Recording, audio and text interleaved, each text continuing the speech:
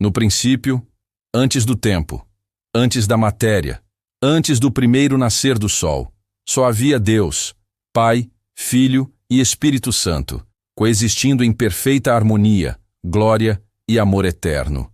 O universo ainda não existia. Nenhuma estrela brilhava, nenhum som ecoava nos céus.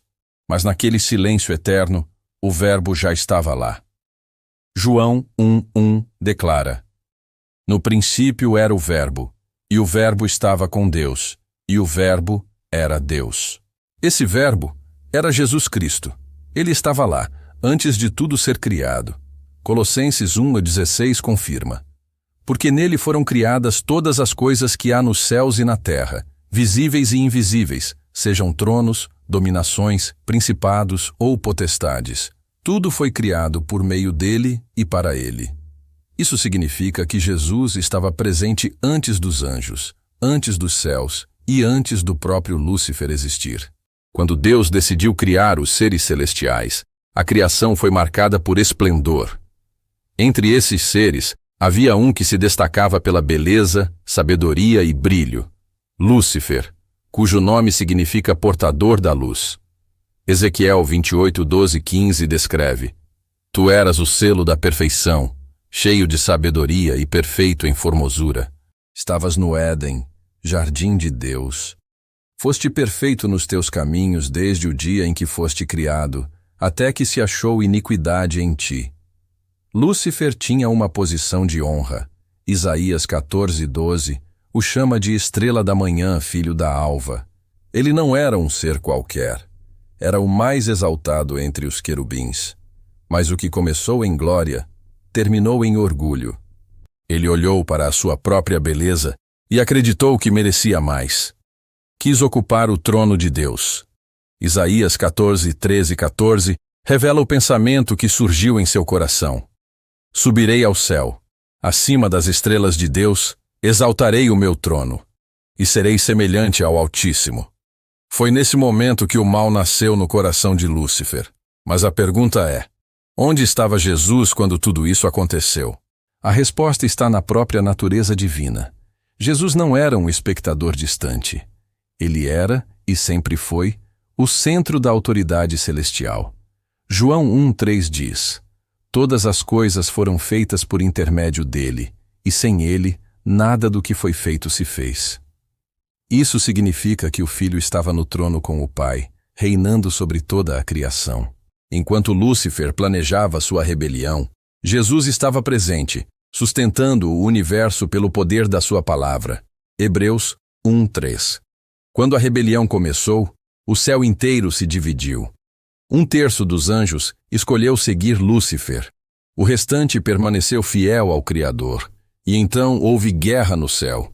Apocalipse 12:7 descreve: Houve batalha no céu. Miguel e seus anjos batalhavam contra o dragão, e o dragão e seus anjos batalhavam.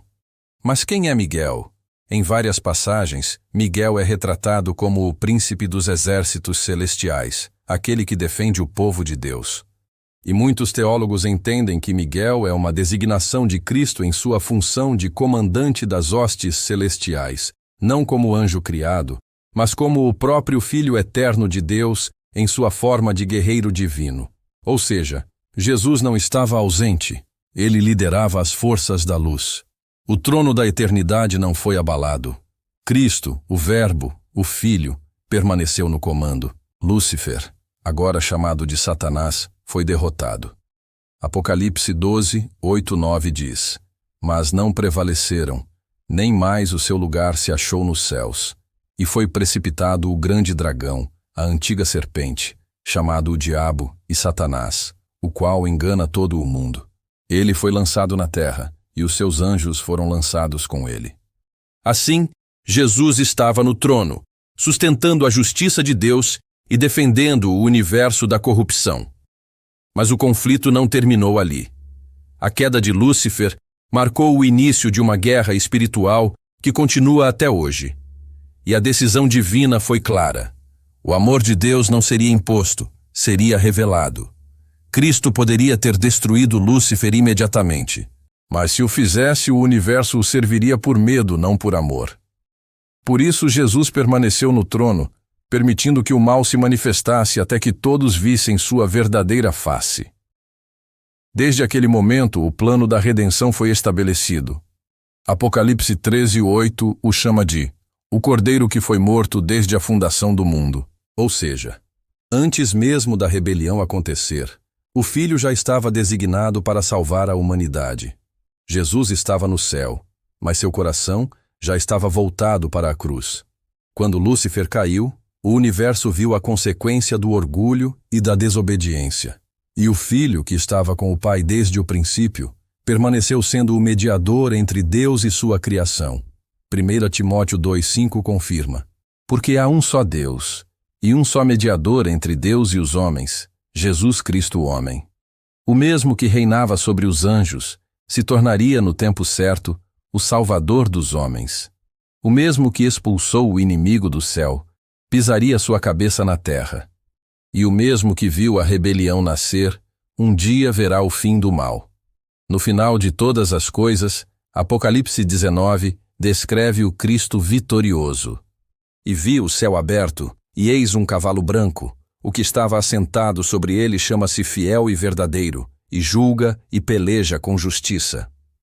Jesus não apenas estava presente na rebelião, ele era o centro da história, o Rei do universo, o justo juiz e o comandante das hostes celestiais. E um dia, o mesmo Jesus que viu o mal nascer, porá um fim definitivo a ele. Apocalipse 20:10 anuncia: e o diabo, que os enganava, foi lançado no lago de fogo e enxofre, e será atormentado para todo o sempre. Então, onde Jesus estava durante a rebelião de Lúcifer? Ele estava no trono, no comando, na eternidade. Ele nunca saiu do centro da autoridade divina. Ele é, foi e sempre será o Alfa e o Ômega, o princípio e o fim. E todo joelho, inclusive o do inimigo, um dia se dobrará diante dele. Filipenses 2:10-11 encerra essa verdade. Para que ao nome de Jesus se dobre todo o joelho, dos que estão nos céus, e na terra, e debaixo da terra, e toda língua confesse que Jesus Cristo é o Senhor, para a glória de Deus Pai. Mensagem final. Jesus nunca perdeu o controle, nem no céu, nem na terra, nem nas profundezas. Enquanto o inimigo se rebelava, o Filho reinava.